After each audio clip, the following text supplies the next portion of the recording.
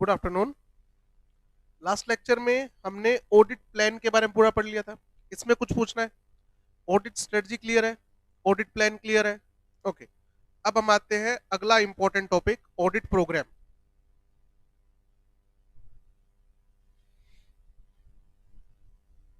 Most important topic में है।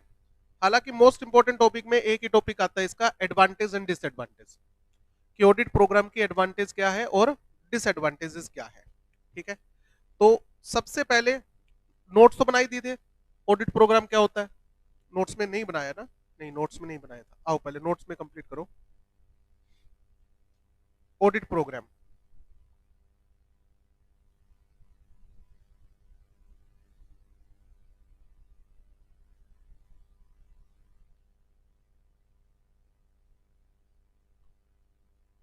Audit programme क्या होता है, मोस्ट इंपॉर्टेंट टॉपिक है बेटा।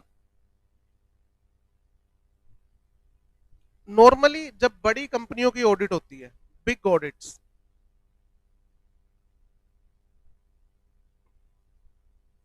तो हमें ऑडिट प्रोग्राम की जरूरत पड़ती है। बड़ी ऑडिट का मतलब क्या है सर? बड़ी कंपनी है, बड़ी कंपनी है तो काम भी ज्यादा होगा, काम ज्यादा होगा तो टीम में भी बंदे ज्यादा जाएंगे, क्योंकि चेकिंग का लेवल क्या होगा, ज्यादा होगा। तो बिग ऑडिट में हमें क्या करना होता है?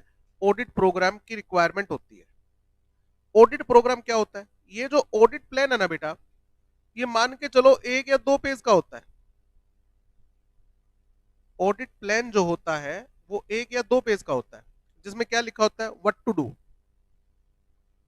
ऑडिट प्लान क्या होता है? इसमें क्या लिखा होता है? व्हाट टू डू, हमें क्या करना है। बट बड़ी कंपनी है तो ऑब्वियस सी बात है, टीम ज्यादा जाएगी, कंफ्यूजन ज्यादा ना हो जाए, इसके लिए हमें इस ऑडिट प्लान को क्या करना होता है? और डिटेल करना होता है। और डिटेल करो। What to do,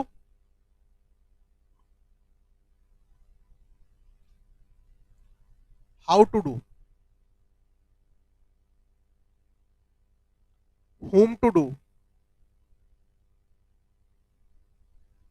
when to do.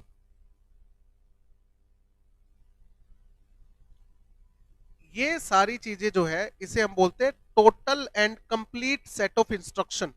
इसको हम क्या बोलते हैं? Total and complete set of instruction.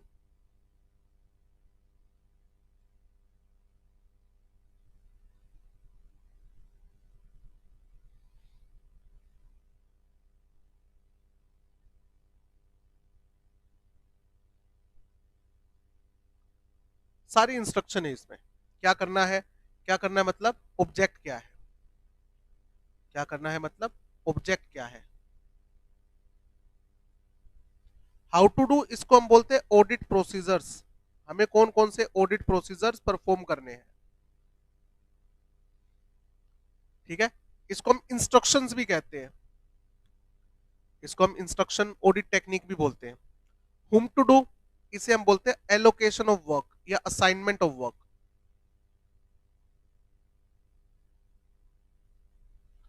कौन सा आर्टिकल क्या काम परफॉर्म करेगा, कहां पर हमें एक्सपर्ट के काम को यूज करना है।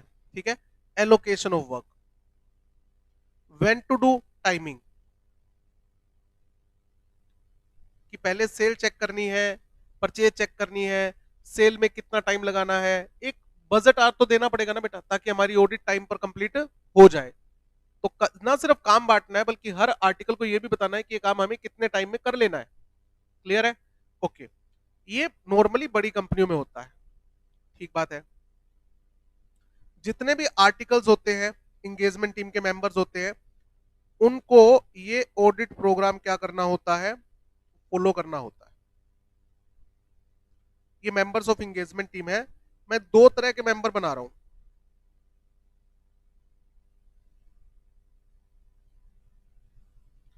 एक तो जो एफिशिएंट लोग होते हैं, efficient member of engagement team, और एक इनएफिशिएंट।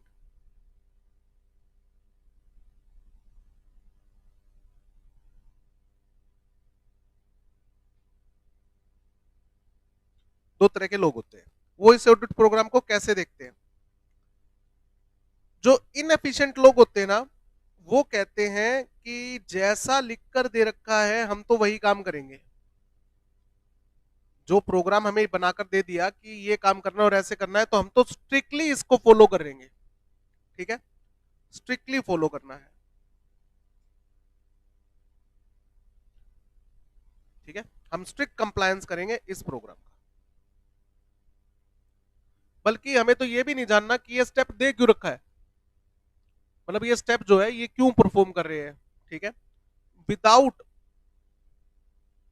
obtaining actual knowledge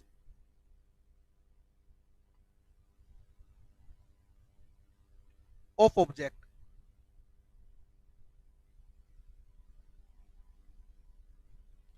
जैसे हमारे साथ हुआ था, अब सर ने मुझे ना ऑडिट करते हुए 5-6 महीने हो गए थे, तो सर ने मुझे कहा कि बेटा इस कंपनी की परचेज तेरे को चेक करनी है, कर लेगा? मैं कहा कर लेंगे सर। ठीक है, क्योंकि अब तो आर्टिकलशिप में 5-6 महीने हो गए थे, तो 2-3 ऑडिट हैंडल कर रखी थी। सर ने कहा ठीक है, तो सर ने मुझे ऑडिट प्रोग्राम बनाकर दिया और उसमें एक स्टेप आया हुआ था, चेक RG1 RG2। ओके, अब मैं क्लाइंट के पास गया, परचेज चेक कर रहा था, परचेज के बिल चेक कर लिए, लेजर चेक कर लिया, मैच करके देख लिया, स्टॉक इनवर्ट रजिस्टर में एंट्री हो रही है नहीं हो रही है, ये सब चेक कर लिया। अब मैं उस स्टेप पे आया, मैंने कहा RG1 RG2 मेंटेन कर रखा है या नहीं कर रखा। मैंने पूछा कि आपने RG1 RG2 मेंटेन कर रखा है? कहता हाँ जी मेंटेन कर रखा है। मैंने टिक लगा दिया, मेरे को लगा कोई फॉर्म होगा, परचेज का मेंटेन करना होगा, मैंने टिक लगा दिया, हो गया। जब सीए फाइनल में एग्जाम देने के लिए आए हम, और उस टाइम पे एक्साइज हुआ करता था, अब तो जीएसटी, हमारे टाइम में एक्साइज हुआ करता था, तो वहां पर पता लगा एक्साइज में हमें 2 रजिस्टर मेंटेन करने पड़ते हैं, एक रजिस्टर ऑफ गुड्स 1, एक रजिस्टर ऑफ गुड्स 2, जिसको शॉर्ट में क्या बोलते हैं, RG1 RG2। Register of goods 1 में वो गुड्स मेंटेन होती है जो कैपिटल गुड्स नहीं है। जब रॉ मेटेरियल परचेज कर लिया तो उसके ऊपर आपने कितनी एक्साइज ड्यूटी पे की, रजिस्टर 1 में उसकी एंट्री होती है। रजिस्टर ऑफ गुड्स 2 में कैपिटल गुड्स आती है, जैसे आपने मशीन खरीदी तो वो कैपिटल 2, उसमें कैपिटल गुड्स 2 में आनी है। अब समझ में आया पढ़ के कि RG1 में मुझे ये चेक करना था कि जो इन्होंने मटेरियल परचेज किया है उसकी एंट्री है या नहीं है, और ड्यूरिंग द ईयर अगर इन्होंने कोई ऑफिस इक्विपमेंट परचेज किया है, मशीन परचेज की है, तो उसकी एंट्री RG2 में है या नहीं है। बट मैंने क्यों नहीं चेक किया बताओ, मेरे को नॉलेज ही नहीं थी उस फैक्ट की। आई वॉज इनएफिशिएंट, मुझे ये था कि जल्दी से काम निपटाओ, जो लिख रखा है वो करो। सर कल को बॉस डांटेगा नहीं कि बेटा ये काम तूने ढंग से चेक क्यों नहीं किया, तो मैं शेल्टर ले लूंगा, शेल्टर, shelter behind,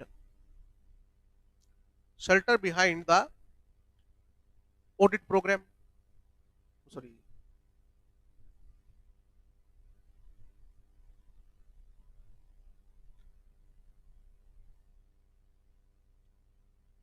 कि सर आपने ये कहा था चेक RG1 RG2, चेक कैसे करना है ये आपने थोड़ी लिख रखा था।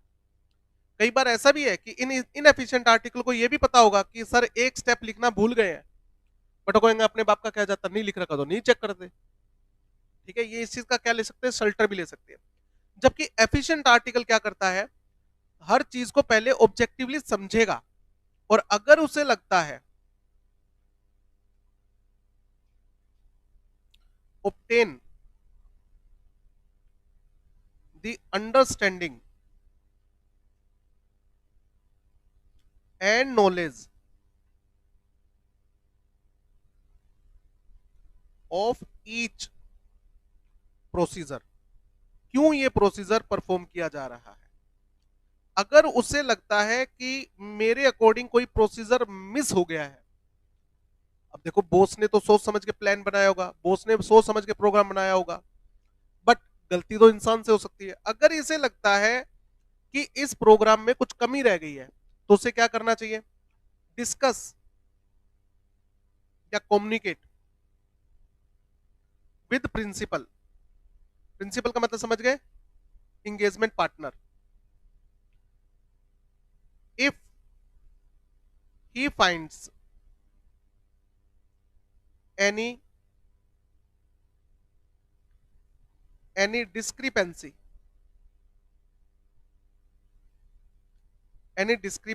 in audit program, अगर आपको लगता है ऑडिट प्रोग्राम में कुछ कमी है, तो आप किसको कम्युनिकेट करोगे, प्रिंसिपल को, कि सर मेरे अकॉर्डिंग ये स्टेप होना नहीं चाहिए था, भूल तो नहीं गए। प्रिंसिपल कहता है कि हाँ बेटा मैं इसको रिवाइज कर देता हूँ तो बहुत अच्छी बात। अगर प्रिंसिपल कहता है नहीं बेटा ये स्टेप यहाँ पर नहीं आएगा, तो फिर ठीक है सर, मुझे लगा तो मैंने आपके साथ कम्युनिकेट कर लिया। तो ये एफिशिएंट आर्टिकल होते हैं। Point clear? अब बताओ, अगर मैं टोटल और कंप्लीट सेट ऑफ इंस्ट्रक्शन आपको लिख कर दे दूं तो इसके क्या फायदे हैं? कल को क्या इनएफिशिएंट आर्टिकल इस चीज का शेल्टर ले सकता है कि आपने तो लिखा ही नहीं? लिख तो रखा है।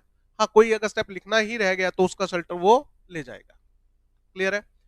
इन शॉर्ट, अगर मैं एडवांटेज और डिसएडवांटेज की बात करूं, एडवांटेज ऑफ ऑडिट प्रोग्राम और disadvantages of audit programme.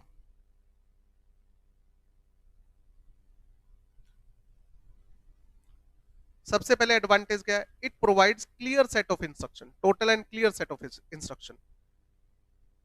It provides complete instruction. क्या चेक करना है, कैसे चेक करना है, तो किसी को कोई दिक्कत नहीं आती। ठीक है? जो फियर है risk of overlooking,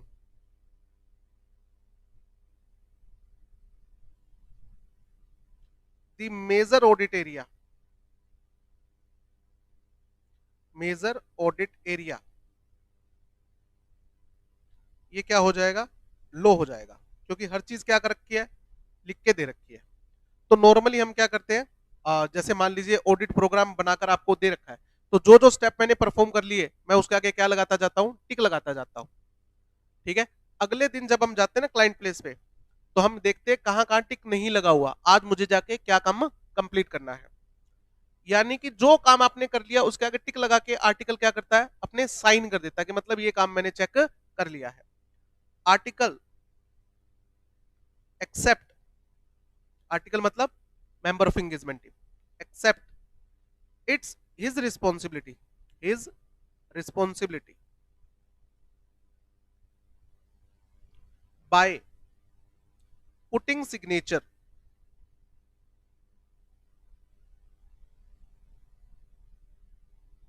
on audit programme.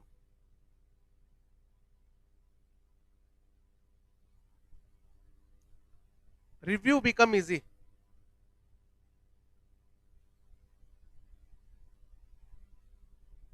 अब बताओ, सीए आएगा और वो क्या चेक करेगा? कि पहले रिव्यू करेगा, जैसा मैंने प्लान और प्रोग्राम बनाकर दिया वैसा तुमने काम किया नहीं किया, तो क्या चेक करेगा? हर प्रोग्राम के हर स्टेप के आगे क्या होना चाहिए? टिक होना चाहिए। और वो काम किसने किया? उसके साइन होने चाहिए। तो इससे पता लग जाएगा कितना परसेंट काम हो चुका है और कितना परसेंट काम बाकी है। ठीक बात है ना? डिसएडवांटेज क्या है? जो इनएफिशिएंट आर्टिकल्स है, इनएफिशिएंट आर्टिकल है, वो उन उसके अकॉर्डिंग वर्क बिकम मैकेनिकल। सबसे पहले work become mechanical. What is the meaning of mechanical? Robotic. हमें पता ही नहीं है, जैसा लिख रखा है वैसा काम करना है। Hard and fast, hard and fast, hard and fast क्या होता है? जैसा लिख रखा है वैसे ही काम करना है, अपना दिमाग नहीं लगाना है। Hard and fast audit programme kills the initiative of efficient article।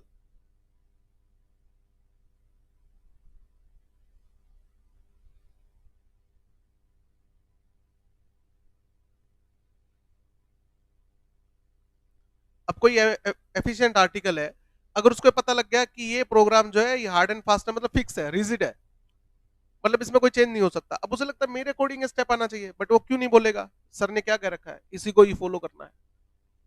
ठीक है? अब उसको पता है कि इस प्रोग्राम में कमी हो सकती है, बट फिर भी वो कुछ क्यों नहीं बोल रहा है? क्योंकि ऑडिट प्रोग्राम क्या है? फिक्स है। ठीक है?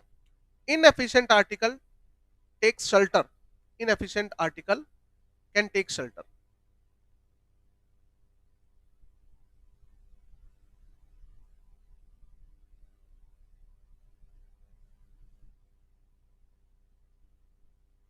बिहाइंड द ऑडिट प्रोग्राम, कि आपने ये स्टेप लिखा ही नहीं था, इसलिए मैंने चेक किया ही नहीं।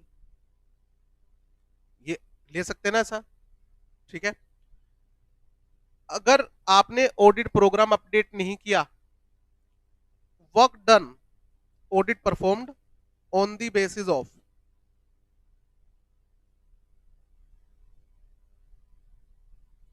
Obsolete audit programme. अब बताओ ऑब्सोलीट क्या होता है, बोलो। जो चीज अपडेटेड नहीं होती उसे हम क्या बोलते हैं, ऑब्सोलीट। अगर ऑडिट प्रोग्राम आपने फिक्स बना रखा है कि इसमें कोई चेंज ही नहीं करना, और उसके बेस पे ऑडिट प्रोग्राम अगर आप परफॉर्म करोगे तो आपका ऑडिट रिस्क क्या होगा, हाई होगा। ये कुछ बेसिक सी बातें एडवांटेज और डिसएडवांटेज में। अब बताओ इनमें ज्यादातर एडवांटेज जो है, डिसएडवांटेज जो है, क्या इनको रिमूव किया जा सकता है, बोलो। कैन बी रिमूव्ड, कैसे? बस सिर्फ ध्यान रखना दो चीजें। आर्टिकल्स को एनकरेज करना है कि बेटा ये जो ऑडिट प्रोग्राम है ना, ये फिक्स नहीं है, ठीक है। बाय एनकरेजिंग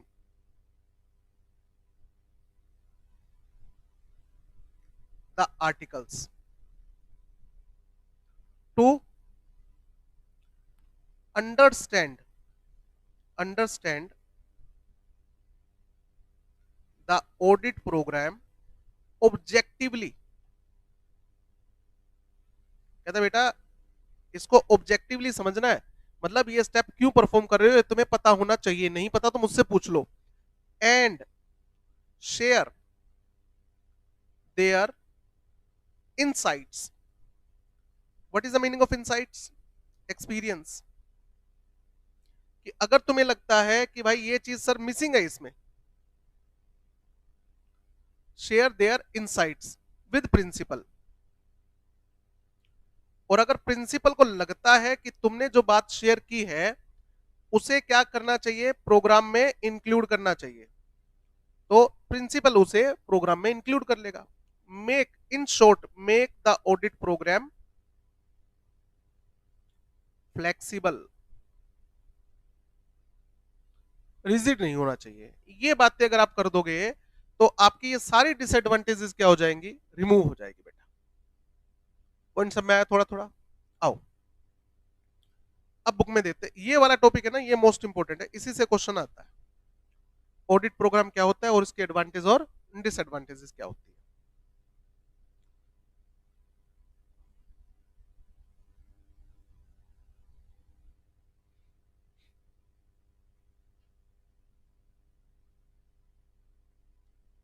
ठीक है, आओ बुक में।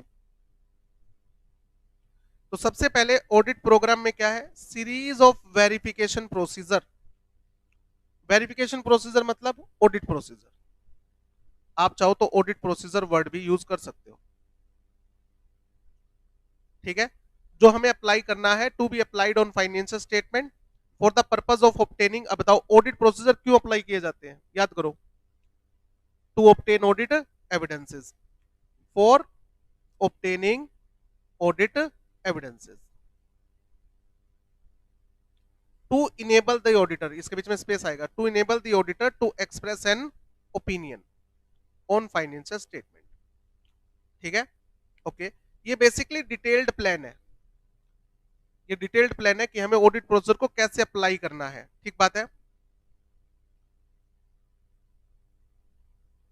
फॉर बिगर ऑडिट, मोर, ज्यादातर ये कब यूज करते हैं, जब बड़ी ऑडिट होती है, क्योंकि इसमें नंबर ऑफ स्टेप्स बहुत ज्यादा हो जाएंगे। तो अगर आप लिख कर नहीं दोगे ना डिटेल में, तो कोई ना कोई आर्टिकल स्टेप भूल जाएगा और इसकी दिक्कत हो सकती है बाद में, ठीक बात है।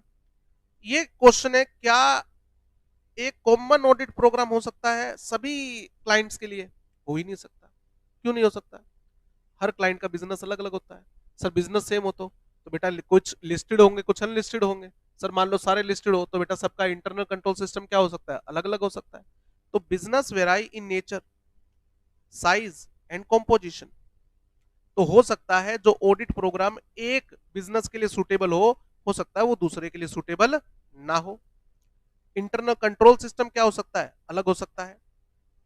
बिजनेस वेराई इन नेचर, हाँ। इंटरनल कंट्रोल सिस्टम क्या हो सकते हैं, अलग हो सकते हैं। बिल्कुल सर, हर किसी की अपनी अपनी पॉलिसी होती है, ठीक है। सच वेरिएशन, इन वेरिएशन की तरफ ध्यान दें तो इवॉल्विंग, इवॉल्विंग का मतलब developing one audit programme to all business, ठीक है, इज नॉट प्रैक्टिकली पॉसिबल। ये प्रैक्टिकली पॉसिबल नहीं है जी। ओके, आर्टिकल्स को क्या समझाना है? Keep an open mind.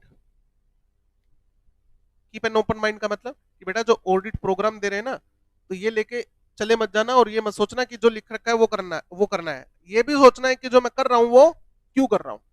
और अगर तुम्हें लगता है कि जो मैं कर रहा हूं सर उससे बात बनती दिख नहीं रही है, कमी लग रही है, तो आपको किससे शेयर करना चाहिए? प्रिंसिपल से।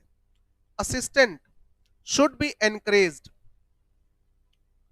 To keep his mind open, active mind, ठीक है, beyond the programme given to him. तुम्हें प्रोग्राम से ऊपर भी सोचना है बेटा, ये नहीं कि इसमें जो लिखा हुआ है बस वही फॉलो करना है, इससे बाहर भी सोचना है।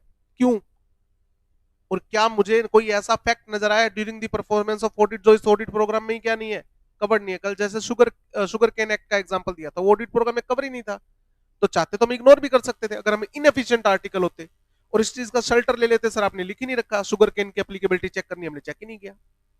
बट हम एफिशिएंट आर्टिकल थे, हमने ये मैटर किसके साथ कम्युनिकेट किया? अपने सीनियर के साथ कि सर ये शुगर केन एक्ट की एप्लीकेबिलिटी जो है वो इंपैक्ट डाल रही है परचेज पे। परचेज तो ऑब्वियस ही बात है, मटेरियल ट्रांजैक्शन है, तो सर ये स्टेप इसमें इंक्लूडेड नहीं है, तो क्या करना चाहिए? ठीक है, ही शुड बी इंस्ट्रक्टेड, उसे इंस्ट्रक्शन होनी चाहिए to note and report significant matter coming to his knowledge to his senior और एंगेजमेंट पार्टनर। अगर तुम्हें ऑडिट के दौरान कोई सिग्निफिकेंट मैटर नजर आता है, वो जो मैटर जो कवर्ड नहीं है, not covered in audit programme, तो ये नहीं कि भाड़ में जाने दो, जो प्रोग्राम में लिख रखा है हम तो वही करेंगे, नहीं बेटा। अगर तुम्हें लगता है कोई सिग्निफिकेंट मैटर है जो ऑडिट प्रोग्राम में कवर नहीं है, वो आप अपने सीनियर से या पार्टनर के साथ क्या करोगे? शेयर करोगे, ये ध्यान रखना है। ओके, ये पॉइंट हो गया। प्रिंसिपल क्या कर देगा? ऑल्टर कर देगा। प्रिंसिपल क्या कर देगा? प्रोग्राम को ऑल्टर कर देगा अगर रिक्वायरमेंट हुई तो, ठीक है। इफ फाउंड रेलिवेंट, अगर प्रिंसिपल को लगा कि जो मैटर आपने मेरे सामने रखा है वो वाकई में रेलिवेंट है, तो हमें प्रोग्राम क्या करना पड़ेगा? ऑल्टर करना पड़ेगा। अब जैसे सर ने मुझे क्या किया, काफी सारी ऑडिट में कर चुका था, 1.5 साल हो गए थे मुझे ऑडिट करते हुए, तो सर ने मुझे इंडिविजुअली एक ऑडिट पे भेज दिया कि बेटा ये अल्कलीज कंपनी है, अंडर सेक्शन 8 कंपनी है, इसकी ऑडिट तुझे करना है। तो तू अकेला कर लेगा क्योंकि बहुत ज्यादा बड़ी कंपनी नहीं है और अंडर सेक्शन 8 कंपनी है, तो कंपनी एक्ट के ज्यादा प्रोविजन उस पर अप्लाई भी नहीं होते थे। मैं कहा सर मैं कर लूंगा। सर ने मुझे प्रोग्राम बना के दे दिया और कहा चला जा। मैं चला गया। 2 दिन बाद मैंने सर को मैसेज डाला कि सर एक मेजर स्टेप जो है वो ऑडिट प्रोग्राम में आप मेंशन करना भूल गए। सर ने कहा क्या? मैं कहा कारो इसमें मेंशन ही नहीं है कि कारो के पॉइंट्स चेक करने हैं कि फिक्स एसेट्स का वैल्यू फिजिकल वेरिफिकेशन कर रखा है नहीं कर रखा, स्टॉक का वेरिफिकेशन कर रखा है। तो सर का रिप्लाई आया बेटा अंडर सेक्शन 8 कंपनीज पे कारो अप्लाई नहीं होता। मेरे अकॉर्डिंग सर ने क्या कर दिया था? स्किप कर दिया था गलती से। मैंने किसके साथ शेयर किया? अपने एंगेजमेंट पार्टनर के साथ में। सर ने क्या किया? सर को लगा कि ये रेलिवेंट नहीं है, सर ने मुझे गाइड कर दिया कि बेटा कारो अप्लाई नहीं होता अंडर सेक्शन 8 कंपनी में। उस टाइम कारो सीए फाइनल में आया करता था, अब कारो इंटर में है, तो हमें बेसिक भी नहीं पता था कारो का। तो हम तो जितनी भी कंपनी की ऑडिट करते जा रहे थे सारी की सारी लिस्टेड कंपनी थी और सभी लिस्टेड कंपनी पे कारो लगता है। तो उससे पहले मैंने जितनी भी कंपनी को ऑडिट की थी सारी लिस्टेड थी, तो मेरे अकॉर्डिंग कारो सभी कंपनियों पे लगता है। और मेरे को लगा सर ने ये पॉइंट मिस कर दिया, तो सर ने मुझे गाइड किया। अगर बताओ अगर ये कंपनी वाकई में लिस्टेड कंपनी होती और कारो वाला पॉइंट नहीं होता तो सर कहता है अच्छा मिस हो गया, कोई बात नहीं बेटा मैं रिवाइज करके भेजता हूं। अगर हमारे प्रिंसिपल को लगेगा कि जो मैटर तुमने मुझे कम्युनिकेट किया वो रेलिवेंट है, तो वो प्रोग्राम को क्या कर देंगे? उल्टर कर देंगे। ठीक बात है, आगे आओ। अगर वर्क इरेलीवेंट लगा तो वो उसे क्या कर देंगे? ड्रॉप कर देंगे। तो जो मैटर आपने कम्युनिकेट किया है अपने प्रिंसिपल को, या तो वो रेलिवेंट होगा तो प्रोग्राम में क्या कर देंगे? अपडेशन कर देंगे। अगर वो इरेलीवेंट होगा तो ड्रॉप कर देंगे। Point clear? ध्यान रहे आपको टाइम टू टाइम रिव्यू करना है ऑडिट प्रोग्राम को। क्यों? अरे सर बताया ना, ऑडिट प्रोग्राम फिक्स नहीं होना चाहिए। तो सर फिक्स नहीं है, कोई बात नहीं, मैं इसमें रिव्यू क्यों करूं? अभी क्या बताया, एक क्लाइंट के लिए, सॉरी सभी क्लाइंट के लिए एक ऑडिट प्रोग्राम क्यों नहीं हो सकता? क्योंकि सर बिजनेस वेराई करता है, और इंटरनल कंट्रोल सिस्टम क्या हो सकता है, डिफरेंट हो सकता है, अप्लीकेबल लॉ भी क्या हो सकते हैं, अलग अलग हो सकते हैं। कहता अब ये बताओ, क्या क्लाइंट का बिजनेस चेंज नहीं हो सकता ओवर द ईयर्स? हो सकता है। क्या क्लाइंट अपना इंटरनल कंट्रोल सिस्टम रिवाइज नहीं कर सकता? कर सकता है। क्या एप्लीकेबल लॉ चेंज नहीं हो सकते? हो सकते हैं। तो बेटा ऑडिट प्रोग्राम भी क्या करना पड़ेगा, अपडेट करना पड़ेगा। तो तुम्हें टाइम टू टाइम रिव्यू करना चाहिए कि क्लाइंट के बिजनेस ऑपरेशन में कोई मेजर चेंज तो नहीं आया, अप्लीकेबल एफआरएफ में, एप्लीकेबल लॉ में कोई मेजर चेंज तो नहीं आया, और इंटरनल कंट्रोल सिस्टम में कोई मेजर चेंज तो नहीं आया। रिव्यू करो time to time, periodic review होना चाहिए of audit programme to assess its adequacy, कि क्या ये प्रोग्राम एडुकेट है।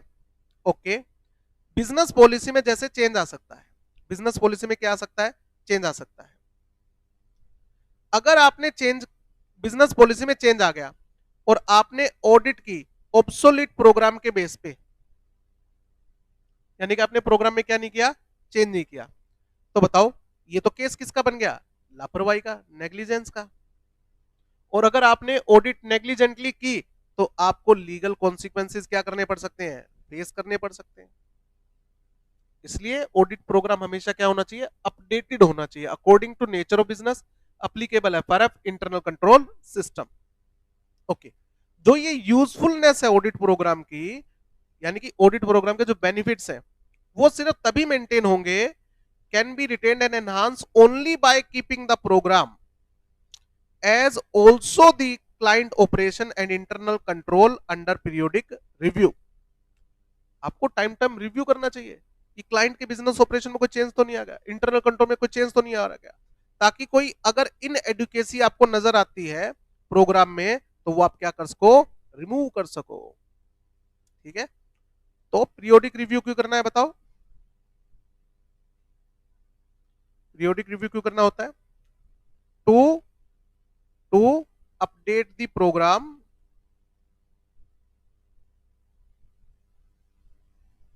according to the changes in business, internal control system, applicable law and FRF।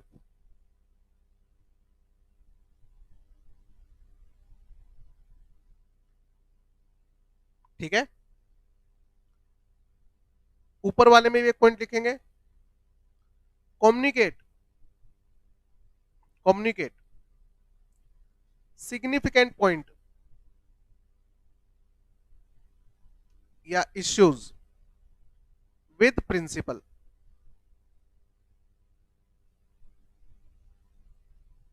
अब सिग्निफिकेंट इश्यू का मतलब क्या हुआ, जो चीज ऑडिट प्रोग्राम में कवर नहीं है। दो बातें, प्रिंसिपल को लगता है ये इररेलेवेंट है तो प्रिंसिपल क्या करेगा, इसे ड्रॉप कर देगा कि बेटा कारो अप्लाई ही नहीं होता अंडर सेक्शन 8 कंपनी में। अगर प्रिंसिपल को लगता है ये रेलिवेंट है, अच्छा ये चीज रह गई थी, कोई बात नहीं बेटा अपडेट कर देते हैं,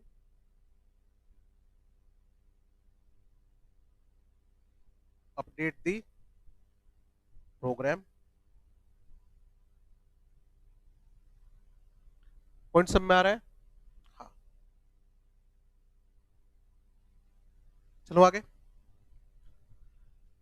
अब एक क्वेश्चन तो ये बनता है important, how to construct audit program, how to make audit program. ये क्वेश्चन आ सकता है 4 या 5 नंबर का, कि आपको एक बड़ी कंपनी की ऑडिट मिली है और आपको उस बड़ी कंपनी की ऑडिट के लिए ऑडिट प्रोग्राम बनाना है, तो आप किन किन बातों का ध्यान रखोगे। Following point shall be kept in mind. सबसे पहली बात, स्टे विद इन स्कोप, आपको अपने स्कोप से बाहर नहीं जाना एंड लिमिटेशन। फॉर एग्जाम्पल, अगर आपको ब्रांच ऑडिट असाइन नहीं हुई है किसी कंपनी की, तो क्या मुझे ब्रांच ऑडिट इन के पॉइंट लिखने चाहिए, किस लिए भाई, स्टे विद इन स्कोप। ठीक है, ओके, ये रिटर्न होना चाहिए, रिटर्न प्रोग्राम होना चाहिए। हाँ, यानी कि ऑडिट प्रोग्राम ओरल नहीं होना, कंस्ट्रक्ट करते हुए ध्यान रखना, ये मत मान लेना कि हम मैं वैसे ही समझा दूंगा, ओरली समझा दूंगा, रिटर्न में होना चाहिए। ठीक बात है। जो ऑडिट प्रोसीजर होते हैं वो बहुत सारे होते हैं बेटा। क्या मुझे सारे ऑडिट प्रोसीजर लिख देने? नहीं, ओनली वही प्रोसीजर लिखना जिससे हमें कौन से एविडेंस अवेलेबल हो, बेस्ट। ठीक है, हमें सिर्फ बेस्ट एविडेंस लेने की कोशिश करनी है। इसका एग्जांपल, बेस्ट एविडेंस क्या होते हैं? जो रिटर्न हो प्लस एक्सटर्नल हो।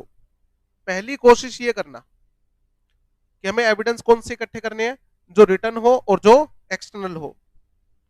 जो रिटर्न हो प्लस डायरेक्टली ऑब्टेन्ड हो, डायरेक्टली ऑब्टेन्ड बाय ऑडिटर।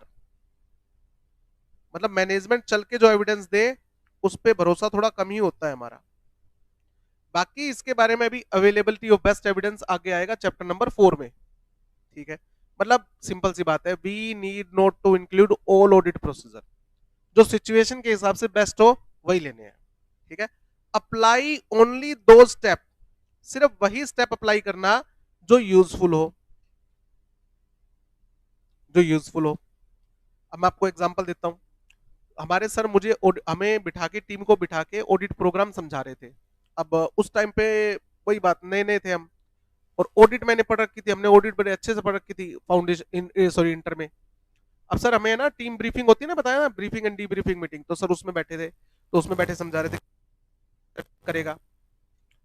एक आर्टिकल को बोलो, जैसे मान लो तुम्हें कह दिया कि तुम फिक्स एसेट चेक करोगे, फिक्स एसेट में जाते ही सबसे पहले तुम रजिस्ट्री लोगे, ठीक है, और उसके बाद तुम चेक करोगे बिल्डिंग पे डेप्रिसिएशन चार्ज कर रखा है या नहीं कर रखा। अब है ना, मैं बीच में बोल रहा हूँ, मेरे अकॉर्डिंग मुझे नॉलेज ज्यादा थी, तो मैंने कहा सर वो फिजिकल वेरिफिकेशन वाला पॉइंट रह गया और चार्जेस वाला पॉइंट भी रह गया। सर ने कहा चार्जेस वाला है बेटा, आगे है, चार्जेस चेक करने हैं कि बिल्डिंग के ऊपर कोई चार्ज तो नहीं है। ठीक है, मैंने कहा सर वो तो रह गया फिजिकल वेरिफिकेशन। तो एक दो बार मैंने सर को टोका, सर ने घूर के देखा मेरी तरफ, फिर सर खड़े हुए और सर ने कहा आजा तू बैठ जा यहाँ पर, तू बन जा ऑडिट मैनेजर। मैं कहा नहीं नहीं सर, कि नहीं नहीं क्या, चुपचाप सुन, जो कह रहा हूँ ना सुन लो अच्छे से। सर ने डांट दिया सबके सामने, बेइज्जती हो गई, मुझे भी बेइज्जती फील हुई। जैसे ही सर ने ब्रीफिंग मीटिंग खत्म करी, बाहर निकले, तो मैंने बाकी आर्टिकल को कहा कि सर का ईगो हर्ट हो गया था, सर ये स्टेप मिस कर गए, और मैंने बता दिया तो सर को बेइज्जती फील हो गई, इसलिए सर ने डांट दिया। फिजिकल वेरिफिकेशन ऑफ बिल्डिंग तो आएगा, क्योंकि हम जब ऑडिट पढ़ते तो ये पॉइंट आता था कि आपको बिल्डिंग को क्या करना चाहिए, फिजिकली वेरीफाई करना चाहिए। ठीक है, अब फिर हमारा लंच टाइम हो गया। अब लंच टाइम में क्या होता है, जो सर होते थे ना वो लंच नहीं लेके आते थे, वो सभी स्टूडेंट जो सॉरी आर्टिकल्स होते थे ना, वो जब खाना खा रहे होते तो वहां पर आ जाते, तो घूमते रहते थे, और सबकी एक एक बाइट, हाँ तू क्या लाया है, अच्छा एक बाइट एक बाइट। ठीक है, तो सर मेरे पास आए, सर बोले तू क्या लाया है, मैं कहा आलू गोभी की सब्जी है सर। बोला अच्छा अच्छा। सर ने बाइट लिया, सर ने कहा अच्छा है। सर ने कहा बेटा तुमने जब बीच में पॉइंट आउट किया था मुझे कि ये पॉइंट मिस हो गया, और मैंने तेरे पर गुस्सा किया, तो तेरे को ये लगा होगा कि सर को आता नहीं था, इसलिए मैंने पॉइंट स्किप कर दिया और मैंने डांट दिया। मेरे माइंड में आया कि मैंने जिस दोस्त को बताया है कि ऐसे ऐसे हुआ, उसने जाके कहीं सर को चुगली तो नहीं कर दी। एग्जैक्ट सेम वर्डिंग बोल रहे थे सर। मैं नहीं नहीं सर ऐसा कुछ नहीं लगा। तो बेटा लगा होगा, अब मैं तुझे बताता हूँ, बता बिल्डिंग का फिजिकल वेरिफिकेशन क्यों करेगा। मैंने कहा सर हो सकता है रजिस्ट्री नकली हो। तो सर ने कहा ऑथेंटिकेशन ऑफ डॉक्यूमेंट अपने स्कोप में नहीं आता। क्या ये बात पढ़ी थी तुमने सी इंटर में? हाँ पढ़ी तो थी। तो क्लाइंट अगर मुझे रजिस्ट्री दे रहा है, अगर वो ओरिजिनल है तो मैं क्या मान के चलूंगा, ओरिजिनल ही है, ऑथेंटिकेशन ऑफ डॉक्यूमेंट अपने केस में नहीं आता। दूसरी बात, कंपनी की 4 बिल्डिंग है बेटा, इनमें से 3 बिल्डिंग जो है वो दूसरे स्टेट में है। कंपनी की 3 बिल्डिंग कहाँ है, दूसरे स्टेट में। तो क्या तू बिल्डिंग को वेरीफाई करने के लिए दूसरे स्टेट में जाएगा? क्लाइंट पैसा देगा आने जाने का, सिर्फ बिल्डिंग देखने के लिए जाके मैं बिल्डिंग देख के आऊंगा? नहीं, इसलिए स्टेप रेलिवेंट नहीं है। किताबी ज्ञान और प्रैक्टिकल ज्ञान में फर्क होता है। फिर मेरे को चीज समझ आई कि हाँ सर तो ऑब्वियस सी बात है सर है, हम तो बच्चे, तो मैंने बच्चों वाली बात की। बट एक चीज समझ में आ गई ना कि ये पॉइंट मेरे को याद आ गया, सिर्फ वही स्टेप अप्लाई होंगे जो यूजफुल होंगे। ये नहीं कि सारे स्टेप कॉपी पेस्ट कर दो गूगल से उठा के, ऐसा नहीं होगा। ठीक है, it serve as a complete set of instruction, यानी कि सारी इंस्ट्रक्शन जो तुम्हारे अकॉर्डिंग होनी चाहिए, ठीक है, for the assistants, article assistant involve in audit. ठीक है, for proper execution of work वो आपको सारे इंक्लूड करने हैं, यानी कि जैसे कि what to do, how to do, whom to do, when to do. Articles को ये सारी बातें पता होनी चाहिए, ठीक है ना। Consider all possibilities of error. जब प्रोग्राम बनाओगे तो आपको ये कंसीडर करना है कहां कहां पर किस तरह की एरर हो सकती है, और उसको डिटेक्ट करने के लिए मुझे कौन सा ऑडिट प्रोसीजर परफॉर्म करना चाहिए। एग्जांपल लेते हैं इसका, transaction with related party. Transaction with related party, इसके फ्रॉड होने के चांसेस क्या होते हैं, ज्यादा होते हैं। इसमें फ्रॉड की पॉसिबिलिटी क्या होती है, ज्यादा होती है। तो इसलिए जब भी ट्रांजैक्शन विद रिलेटेड पार्टी दिखती है तो उसके सारे डॉक्यूमेंट हम चेक करते हैं, मैनेजमेंट की अप्रूवल चेक करते हैं, और ये ट्रांजैक्शन आर्म लेंथ प्राइस पे यानी कि रीजनेबल प्राइस पे अंडरटेक हुई है नहीं हुई ये भी चेक करते हैं। तो ऑडिटर सारी चीज चेक कर देगा। कोऑर्डिनेशन ऑफ प्रोसीजर, कौन सा काम हमें परफॉर्म करना है, कौन सा काम हमें परफॉर्म करना है, कौन सा हमें एक्सपर्ट से करवाना है। अच्छा एक एग्जांपल लो, जो फिक्स एसेट चेक करेगा, जो फिक्स एसेट की वैल्यूएशन चेक करेगा, वही फिक्स एसेट के ऊपर चार्ज भी चेक कर ले। जो परचेज चेक कर रहा है वही इनपुट टैक्स क्रेडिट भी चेक करे। समझिए बेटा, मान लीजिए मैं परचेज मैनेजर के पास जाता हूं और मैं परचेज मैनेजर को जाके कहता हूं कि सर मुझे परचेज की इनवॉइस चेक करनी है, लिस्ट है, ये इनवॉइस दिखा दो। उसने कहा ठीक है सर। आपने जो परचेज इनवॉइस की लिस्ट दी उसने वो सारे इनवॉइस निकाल के आपके सामने रख दिए, आपने चेक किया और आप चले गए। उसने सारे इनवॉइस संभाले, वापस अलमारी में रख दिए। एक दो दिन बाद दूसरा आर्टिकल जाता है और कहता है सर ये परचेज के बिल है, ये एक बार निकाल देते हैं। कहता है एक मिनट, दोबारा क्यों, परसों आपका आपकी टीम का एक मेंबर आया था, वो परचेज चेक करके चला गया। क्या सर उसने परचेज की अमाउंट चेक की थी, मुझे चेक करना है सभी परचेज के ऊपर जीएसटी चार्ज हुआ है या नहीं हुआ, और हमें कितना क्रेडिट मिलना चाहिए। अच्छा, सारे बिल निकाले उसने, जो जो आपने लिख के दे रखे चेक करवा दिए, आपने भी चेक किया, गए, उसने फिर से बिल संभाल के रख दिए। अगले दिन एक बंदा और आया, सर परचेज के बिल ये निकाल देना। कहता भाई 3 दिन पहले एक बंदा आया था, कल एक बंदा आया था, तुम एक बार और आ गए। कहता सर वो पहला जो बंदा है ना परचेज के अमाउंट चेक करने आया होगा, दूसरा इनपुट टैक्स क्रेडिट चेक करने आया था। मैं चेक करने आ रहा हूँ कि परचेज के ऊपर आपने ट्रांसपोर्टेशन एक्सपेंसेस जो पे किए हैं वो सही पे किए हैं या नहीं किए। जो परचेज के बिल में ट्रांसपोर्टेशन एक्सपेंस लिख रखे होंगे, और एज पर कॉन्ट्रैक्ट वो परचेज ट्रांसपोर्टेशन एक्सपेंस हमें ही बियर करने थे या सप्लायर के, वो भी चेक करना है। तो परचेज के बिल दिखा दो। कहते यार ये तो गलत बात है, जिसको तुमने परचेज चेक करने के लिए कह रखा है वही अगर ये सारी चीजें चेक कर लेता, बिल तो निकाल ही रखे थे ना, तो बताओ टाइम बचता है नहीं बचता। मतलब जो परचेज चेक करने आया वही हाथों हाथ क्या चेक कर लेता, जीएसटी चेक कर लेता, और वही क्या चेक कर लेता, डिलीवरी एक्सपेंसेस चेक कर लेता। तो कोऑर्डिनेशन हो जाता प्रोसीजर का to be applied to a related item.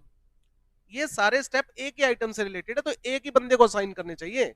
Audit programme बनाते हुए इन बंदों को ध्यान रखना है, हमें क्लाइंट को परेशान थोड़ी करना है यार कि एक ही बात के लिए अलग अलग बंदा जा रहा है। ठीक है, जब परचेज का बिल निकल रहा है तो सारी चीजें एक साथ चेक हो जाए। कोऑर्डिनेशन ऑफ वर्क, ये आ गई एडवांटेज, मोस्ट इंपोर्टेंट। 5 मार्क्स का 6 मार्क्स का ये क्वेश्चन है, 5 मार्क्स और 6 मार्क्स का ये क्वेश्चन है।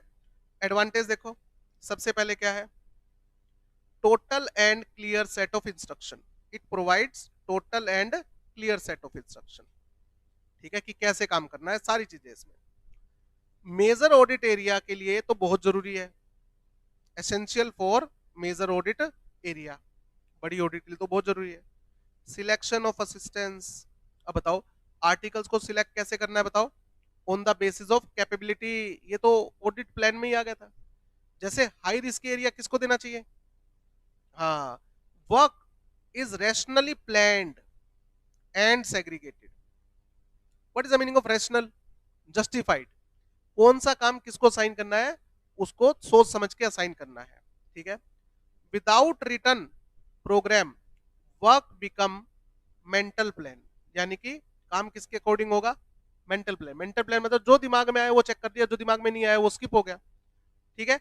Always a danger of ignoring और overlooking certain books and record, तो खतरा रहेगा कि कुछ ना कुछ स्किप कर जाएंगे गलती से। ओके, तो आगे आओ। असिस्टेंट क्या करते हैं, सिग्नेचर करते हैं प्रोग्राम पे, यानी कि वो एक्सेप्ट करते हैं responsibility for work carried out by them, ये काम हमने किया है, टिक लगाया, साइन कर दिया। इससे क्या होगा, ट्रेस कर सकते हैं, वर्क डन में बी ट्रेस्ड, कौन सा काम किस आर्टिकल ने किया है उसको ट्रेस कर सकते हैं। सर ट्रेस करना क्यों है, बताओ, ट्रेस करना क्यों है, ताकि प्रिंसिपल कंट्रोल कर सके प्रोग्रेस ऑफ ऑडिट, ठीक है। ओके, अच्छा चलो, जब है ना हम छुट्टी मांगते थे सीए से कि सर छुट्टी चाहिए कुछ दिन की, तो सर कहते थे बेटा 31 मार्च से पहले जो छुट्टी चाहिए ले लो, 2 दिन की 3 दिन की, घर जाना है जाओ। 31 मार्च के बाद और 30 सितंबर तक छुट्टी भूल जाना, ऑडिट सीजन होती थी हमारी 1 अप्रैल से, तो हम क्या करते, बैक टू बैक ऑडिट पे होते थे, एक 20 दिन का ऑडिट प्रोग्राम, फिर 25 दिन का ऑडिट प्रोग्राम, फिर 10 दिन का audit program, back to back. एक ऑडिट खत्म हुई, सर का फोन आता था, बेटा खत्म होगा काम, हाँ यहाँ से यहाँ चले जाओ, बाहर की बार, बाहर की बार, ऐसे चलते रहते थे। तो मैंने लगभग 2 महीने बाद, 2 महीने से मैंने घर की शक्ल नहीं देखी थी, बाहर की बार भटक रहा था। तो मैंने सर को कहा, मैं सर 2 दिन की छुट्टी चाहिए, कहते किस लिए, मैं कहा सर 2 महीने हो गए घर नहीं गया, 1-2 दिन घर हो आता हूँ। सर ने कहा नहीं बेटा, ऑडिट प्रोग्राम बना के रख रखे, मेरे पास इतनी सारी ऑडिट है, देखो वेरियस ऑडिट, ये ऑडिट खत्म करने के बाद तू कहां जाएगा, ये प्लान्ड है, फिर वो ऑडिट खत्म होगी तो उसके बाद तू कहां जाएगा, प्लान्ड है। अगर तू छुट्टी पे चला गया 2 दिन, तो प्रोग्राम में वो काम कौन परफॉर्म करेगा, तो बेटा प्लान बना रखा, प्रोग्राम बना रखा है, तभी तो कहा था 6 दिन तक कोई छुट्टी नहीं, ठीक है। तो principal can control the progress of various audit, कैसे, हर ऑडिट का क्या बना रखा है, प्रोग्राम बना रखा है, कौन सी ऑडिट कब शुरू होगी कब खत्म होगी, कौन परफॉर्म करेगा, फिर वो उसके बाद कौन सी ऑडिट पे जाएगा, प्रोग्राम बना रखा है बेटा। तो इससे क्या होगा, काम आसान हो जाता है, मल्टीपल ऑडिट को एक सीए क्या कर सकता है, हैंडल कर सकता है। ओके, गाइड फॉर ऑडिट, ठीक है, to be carried out in next year, अगले साल के लिए। बेटा 2 क्लाइंट के ऑडिट प्रोग्राम कॉमन नहीं हो सकते, बट अगर क्लाइंट सेम है तो उसका ऑडिट प्रोग्राम तो सेम हो सकता है, बट सर हो सकता है उसके बिजनेस ऑपरेशन में क्या आ जाए, चेंज आ जाए, एप्लीकेबल एफआरएफ में चेंज आ जाए, इंटरनल कंट्रोल सिस्टम में चेंज आ जाए, तो बेटा उसको अपडेट कर लेंगे, पूरा प्रोग्राम तो नया नहीं बनाना पड़ेगा। तो ये किसके लिए प्रोग्राम क्या बन जाता है, गाइड बन जाता है for the audit of next year. Next year में यही ऑडिट प्रोग्राम क्या हो जाता है, काम आ जाता है, पूरी तरीके से काम नहीं आता, 90% तो काम आएगा, जो 10% चेंज है उसे क्या करके review, after updating, after updating the program update कर लेना बस। अब बताओ, नया ऑपरेटिंग सिस्टम आता है आपके मोबाइल का, तो आप नया फोन खरीदते हो या पुराने वाले में अपडेट हो जाता है, पुराने वाले में अपडेट कर लेंगे सर, ठीक बात है ना। ये एविडेंस बन जाता है, ये सर्व एज एविडेंस, अगर आपके ऊपर चार्ज ऑफ नेग्लिजेंस लगा है कि आपने ऑडिट ढंग से नहीं की, तो हम दो चीजें लेके जाते हैं, एक तो हमारा ऑडिट प्रोग्राम और एक हमारी डॉक्यूमेंटेशन, कहता है इसमें सर स्टेप लिख रखे हमने क्या क्या चीजें चेक की, और इसमें प्रूफ है वर्किंग पेपर में, ये रे एविडेंस। आप ये बता दो मेरे कौन से स्टेप में क्या कमी रह गई, ऐसा कौन सा स्टेप है जो मेरे को परफॉर्म करना चाहिए था और मेरे प्रोग्राम में कवर्ड नहीं है, तो ये एविडेंस है in the event of any charge of negligence being brought against the auditor, तो इसलिए बहुत जरूरी है, ठीक है। ये स्किल और एंड के बीच में स्पेस आएगा, आगे आओ। डिसएडवांटेज, डिसएडवांटेज क्या है, वर्क बिकम मैकेनिकल, मतलब कई बार तो हमें यही नहीं पता होता कि हम ये काम क्यों कर रहे हैं, ठीक है। कैरिड आउट, कुछ पार्ट कैरी आउट करें विदाउट अंडरस्टैंडिंग, हमें पता ही नहीं है हम क्या करें, RG1 RG2 वाला एग्जांपल दिया था, ठीक है। अगर प्रोग्राम रिजिड है और इनफ्लेक्सिबल है, तो ये प्रोग्राम क्या करता है, ये गलत है, रिजिड नहीं होना चाहिए। बिजनेस में change in operation, old program अगर आप कंटिन्यू करोगे तो ये चार्ज ऑफ नेग्लिजेंस आपके ऊपर लगेगा, ये भी पढ़ा था। ओल्ड प्रोग्राम अगर आपने फिर भी कैरी ऑन किया तो आप एक ऑब्सोलिट प्रोग्राम के बेस पे ऑडिट कर रहे हो और आपका ऑडिट रिस्क बढ़ेगा, और ऑडिट रिस्क बढ़ेगा तो बेटा चार्ज ऑफ लीगल एक्शन के लिए तैयार हो जाओ। इनएफिशिएंट आर्टिकल्स में take shelter behind the audit program. For example, अगर ऑडिट प्रोग्राम में कोई कमी थी तो वो कम्युनिकेट ही नहीं करेंगे प्रिंसिपल को, और क्या जैसा लिख रखा है वैसा कर दो, बस काम को जल्दी जल्दी खत्म करो। Hard and fast audit program kill the initiative of efficient article.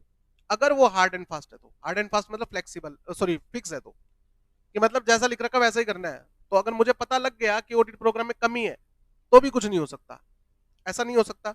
ये यहां पर एक ब्रेक लगाया। ये सारी जो डिसएडवांटेज ऊपर लिखी गई है, क्या इनको रिमूव किया जा सकता है? बोलो yes, all disadvantages can be removed, all these disadvantage may be eliminated. आपको करना क्या है? आपको रिसिप्टिव एटीट्यूड दिखाना है। Auditor must have a receptive attitude as regard the assistant. अगर असिस्टेंट कोई इनपुट दे रहा है, इनसाइट दे रहा है, तो आपको रिसिप्टिव एटीट्यूड मतलब हाँ मैं सुनूंगा, अगर रिक्वायर्ड हुआ तो मैं प्रोग्राम को क्या कर दूंगा, अपडेट कर दूंगा। Assistant should be encourage to observe matter objectively. Articles को आपको एनकरेज करना है कि बेटा प्रोग्राम को फॉलो इसलिए नहीं करना क्योंकि लिखा हुआ है, आपको ये पता होना चाहिए कि मैं ये स्टेप क्यों फॉलो कर रहा हूं, और अगर समझना है तो मैं समझा देता हूं। And bring significant matter to the notice of supervisor या प्रिंसिपल। पहले भी आ चुका है पॉइंट। लो जी, ये हो गया पॉइंट अपना पूरा, चैप्टर खत्म। लो जी, कल नया चैप्टर स्टार्ट करेंगे, चैप्टर 3।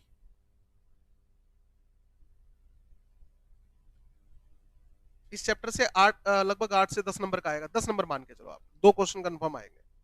छोटा चैप्टर है, 10 नंबर पक्के, क्वेश्चन भी ज्यादा नहीं बनते इस चैप्टर में तो।